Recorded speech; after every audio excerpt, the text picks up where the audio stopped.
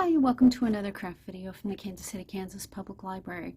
I'm Cheryl and I'm in charge of the craft kits at the main library. And today's video is to accompany a kit that we'll be giving out starting March 15th, 2025. But if you don't live near our library or you're watching this later on our YouTube channel, don't worry, I'll tell you everything that's in the kit so you'll know what you'll have to purchase to make this project yourself. So what we'll be making today is this tote bag. We're going to be decorating this canvas tote bag, and it's just a lightweight canvas, blank canvas tote bag. You can get it at any craft store. And we are doing this kind of a faux tie-dye, kind of inked look. And what we are going to be using is colored Sharpie markers. And in your kit, you should have two colors of markers and a black. And how it does this kind of watercolor tie-dye effect is isopropyl alcohol. You can also find this in your pharmacy or grocery store in the first aid aisle. It's called rubbing alcohol or isopropyl alcohol. You can even find it at beauty supply stores under the name cleansing alcohol. And we're going to apply it using this little squeezy pipette that we found at our craft store too. And in the kit we'll also have a little bit of a piece of cardboard. That's just to put in between the layers, just to make sure the alcohol and the ink doesn't go through to the other side, in case you want to decorate each side in a different pattern. So what I'm going to do is I am going to demonstrate on this side, and I'm just going to put the cardboard in between where I'm going to be using it wherever I want to decorate with. Now you'll notice I had some different colors over here. This was me testing out some specialty Sharpies. These are just the regular run-of-the-mill colored Sharpies. These I was testing out the specialty ones, the neon ones and the metallic ones. The regular Sharpies will run when alcohol is applied to them, but as you can see, some of these did not run. These were metallics and these were neons. As you can see, the blue metallic ran just like regular, but the red metallic and the gold metallic didn't run. So not all of the metallics will be able to be used with this technique. For the neons, most of the neons did the running. So we had pink, orange, green, and blue. The blue did not run at all. The orange and the pink and the green ran with the tie-dye technique, but you'll notice the green actually ran in a neon yellow.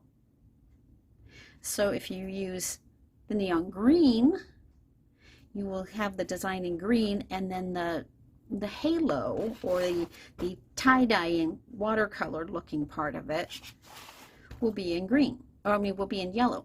So if you're going to purchase your own supplies, please test them first to make sure which ones will work with this alcohol technique. Okay, so what we're going to be doing is, like for this one, this is kind of a flower. So I did a spiral in the center like this. And then for the petals, I just did a spiral around.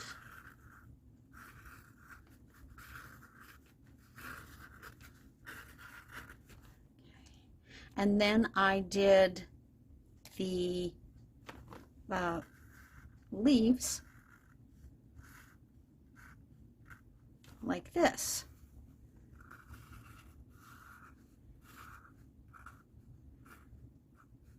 Now you also get a black one, which you can use to just simply outline things, or you can use it to create a different color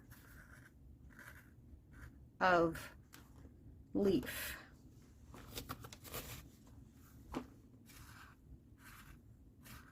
Now, when you do the black, it's going to run like this. So it's going to be kind of dark, so you have to be aware of that. So I'm going to do the design like this, and now I'm going to stop and I'm going to apply the alcohol. The way you're going to apply the alcohol is you are going to apply the alcohol in the center of your item that you want to spread.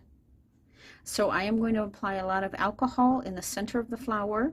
I don't want to cover it this way, because what carries the what makes the tie-dye effect and carries the ink is the alcohol spreading outward from the center. So on the leaf, you can run a line of alcohol down the center the center line, and it will spread outward and carry it that way. For the flowers, you'll want to apply a bunch of alcohol right in the center until it spreads out on its own. And this one, you'll see I actually went back a second time and did a smaller flower on the edge, and then when I applied the ink here, the alcohol here, it spread the ink to overlap. And so I am just going to put a whole thing right there in the center, and for this one I will do actually 2, because I'm wanting it to spread out for a big area. And for these, I'm just going to apply it right down the center. And at first it may not look like it's doing anything,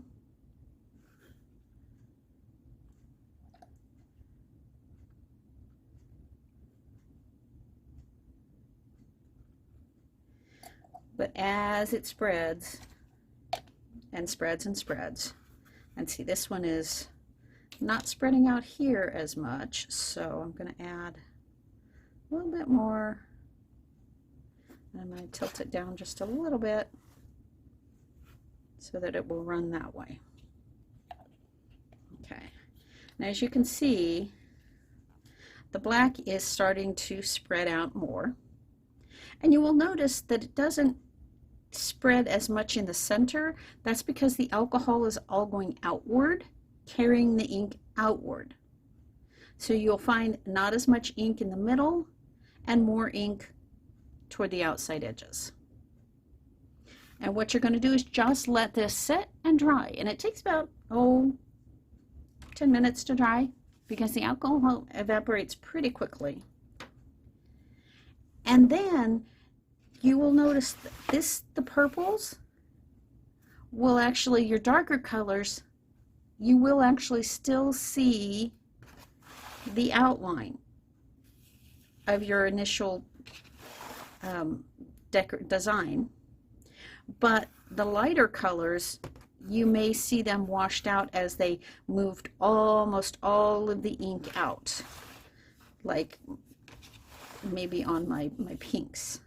In which case, after it's dry, I can go back and just trace over the design like that. And like here, I can just trace over these lightly. You don't have to do it heavy, to just kind of punch up the design a little bit. Or you could just leave it kind of washed out.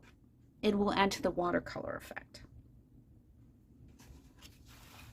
And for these, this one, the purple has a pretty definite edge here, but the pink flower didn't. I mean, you can see the edge, but it's not really that definite. So I think I'm going to go do what I did here, is just lightly outline